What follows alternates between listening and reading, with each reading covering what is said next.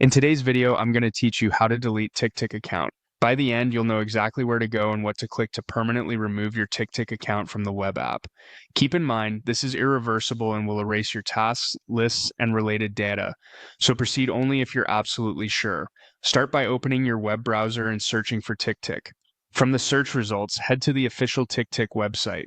On the homepage, look for the Sign In button, usually at the top right, and click it. Sign into the account you want to delete. If you use a third-party login like a single sign-on, just follow the prompts to get into your workspace. Once you're in the web app, go to the top right corner and click your profile icon. This opens a small menu with options related to your account.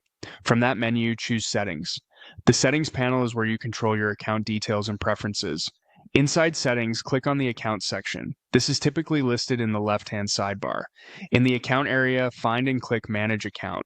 This is where TickTick keeps the more sensitive options related to ownership and data. Next, select Delete Account. At this stage, you'll see warnings about what deletion means. Read them carefully so you understand that the action removes your data and can't be undone. To verify that you're the account owner, you'll be asked to confirm your password.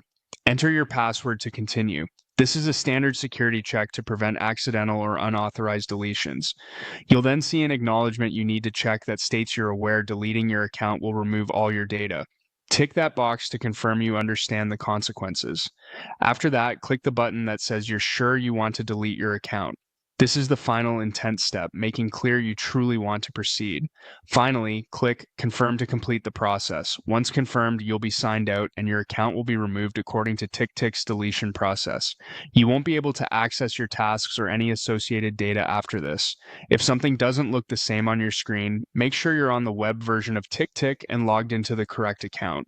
Also, ensure your browser is up to date so all settings panels display correctly. Take a moment before confirming the final step and only proceed when you're confident you no longer need the account or the information in it. That's it, your TickTick account deletion is complete.